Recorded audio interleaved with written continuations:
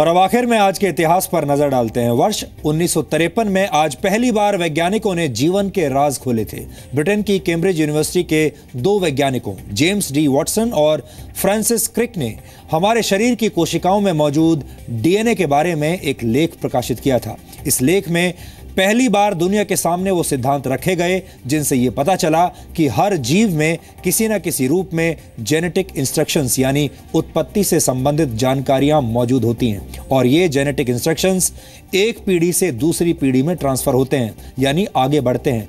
इसी कड़ी में उन्होंने डीएनए का जिक्र भी किया था। ये ऐतिहासिक खोज जेनेटिक्स की दुनिया में बहुत महत्वपूर्ण साबित हुई और इसकी मदद से वैज्ञानिक आगे चलकर जेनेटिक कोड को भी समझ पाए। जिस तरह से शरीर के जेनेटिक कोड्स होते हैं उसी तरह खबरों के अंदर भी कुछ जटिल कोड्स होते हैं और खबरों को डिकोड करने के लिए ही हम खबरों का डीएनए हर रोज खबरों का डीएनए टेस्ट आपके लिए करते हैं। आज दो बड़े आविष्कार भी हुए थे। सौर ऊर्जा को बिजली में बदलने वाले पहले सिलिकॉन सोलर सेल को 1954 में आज ही के दिन लोगों के सामने रखा गया था। ये सोलर सेल्स सोलर पैनल्स का आधार होते हैं और खास बात यह है कि इस खोज के बाद वर्ष 1958 में सोलर सेल्स का प्रयोग पहली बार अंतरिक्ष में किया गया। वैनगार्ड 1 सैटेलाइट में 6 सोलर सेल्स लगाए गए थे और इसी के साथ वैनगार्ड 1 दुनिया का पहला सोलर पावर्ड सैटेलाइट बन गया था। वर्ष 1961 में आज ही के दिन रॉबर्ट नॉर्टन नॉइस को इंटीग्रेटेड सर्किट यानी आईसी के लिए पेटेंट मिला था। रॉबर्ट नॉइस दुनिया की सबसे बड़ी semiconductor chip manufacturing company Intel corporation के को-फाउंडर भी थे। इंटीग्रेटेड सर्किट्स को पर्सनल कंप्यूटर क्रांति की आधारशिला भी माना जाता है।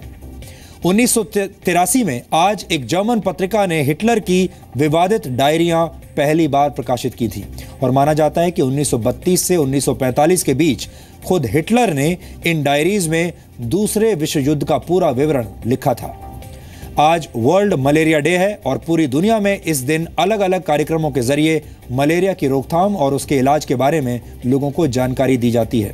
वर्ल्ड हेल्थ ऑर्गेनाइजेशन के मुताबिक वर्ष 2015 में दुनिया भर में मलेरिया के 21 करोड़ से ज्यादा नए केसेस पाए गए थे। मलेरिया के मरीज 100 से भी ज्यादा देशों में हैं और हर साल इस बीमारी से औसतन 7 लाख से ज्यादा लोग मर जाते हैं। वर्ष 1982 में आज ही के दिन दूरदर्शन ने देश में पहली बार रंगीन प्रसारण की शुरुआत की थी। दूरदर्शन के रंगीन प्रसारण को शुरू करने के 6 महीने के अंदर भारत सरकार ने 50,000 टेलीविजन सेट्स विदेश से मंगवाए थे, यानी ये रंगीन टीवी सेट्स थे।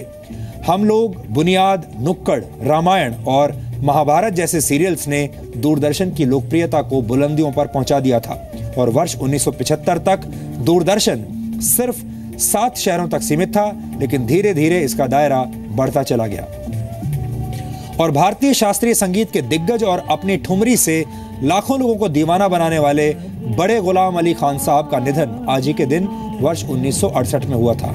गुलाम अली खान ने अपने दौर में मुगले आजम के 2 गानों के लिए 50,000 रुपए की फीस ली थी। ये वो दौर था जब लता मंगेशकर और मोहम्मद रफ़ी जैसे कलाकारों को एक गाने के लिए सिर्फ 500 रुपए मिलते थे।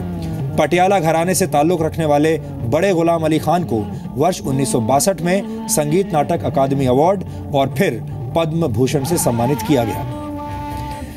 तो डीएनए में आज इतना ही। अब आपसे हमारी मुलाकात होगी कल रात 9 बजे। तब तक आप खुश रहिए, सुरक्षित रहिए और देश का सिस्टम चलाने वालों पर यह दबाव हमेशा बनाइए कि वो कड़ी निंदा करने की बजाय कड़ी कार्रवाई करें। नमस्कार।